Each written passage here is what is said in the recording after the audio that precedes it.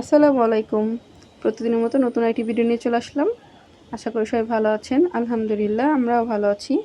তো আজকে হচ্ছে আমি সকালবেলা ঘুম থেকে উঠেই ভাত ভাজা খেতেছিলাম।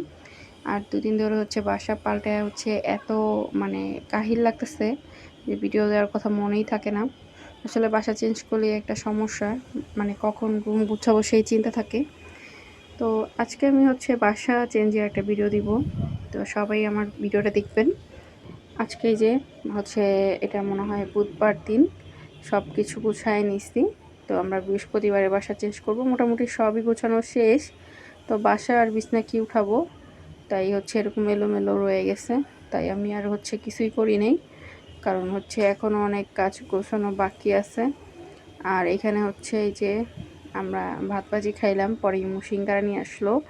দুপুরবেলা হচ্ছে সিঙ্গারা খাইলাম, কারণ হচ্ছে রান্না করতে করতে দেরি হয়ে যাবে।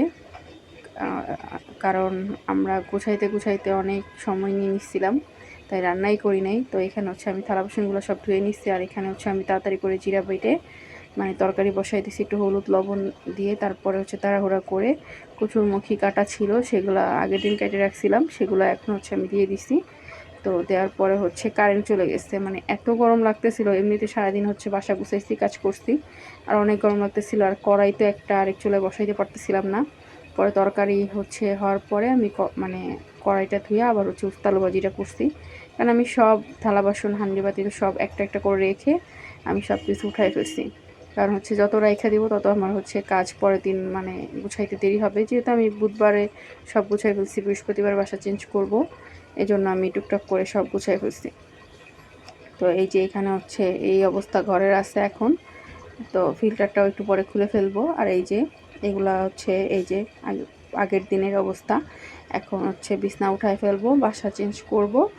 তো এজন্য হচ্ছে এরকম করে রাখছে। আর এই যে অনেক কাপড় চোপড় ধোয়া হয়েছে, এগুলো সব হচ্ছে বৃষ্টির কারণে ভিজা ছিল, তো আস্তে আস্তে করে ধুইছি। আর এই যে দুপুরে খাইতে বসছি উস্তালু ভাজি আর এই যে হচ্ছে কচুরমুখী দিয়ে। তারপর হচ্ছে বিকালবেলা ইমুরে বলতেছিলাম একটু চা না খাওয়াইতে, কারণ হচ্ছে চায়ের সব কিছু উঠায় রাখছে আসলে। এই জন্য পরে হচ্ছে ইমু বাইরে থেকে চা নিয়ে আসছে। আর আমার খুবই ক্লান্ত লাগতেছিল বাসা গুছায়া। আসলে বাসা পাল্টাইতে নিলেই হচ্ছে একটা মাসের একটা হ্যাসেল হয়ে যায়। তো পরের দিন হচ্ছে আমরা এই যে নতুন বাসায় চলে আসছি। এই যে মানে মার সাবানা সব উঠাইতেছে আস্তে আস্তে। আমি এখানে জাজিমটা দিচ্ছে, আমি বসে ছিলাম। তো খাটও বিছানো শেষ। তো যাদের দিয়ে বাসা চেঞ্জ করছি তারাই খাটটা বিছাই দিয়ে গেছে। আর হচ্ছে এই যে আস্তে আস্তে সব কিছু রাখতেছে। তো প্রথমে হচ্ছে র্যাকটা এখানে রাখছিলাম, ফ্রিজটা এখানে, পরে চেঞ্জ করছি। তো এই যে মাল সাবানাগুলো টুকটাক করে তারা দিয়ে যেতেছিল। তো তাদের দিয়ে যাওয়া শেষে আমরা দুজন লাঞ্চ করতে বাইরে যাব। তো পরে সন্ধ্যায় হচ্ছে ইমো পুড়িয়ে এনে খাওয়াইলো। তো আজকের মতো ভিডিওটা এ পর্যন্তই। সবাই ভালো থাকবেন। আল্লাহ হাফেজ।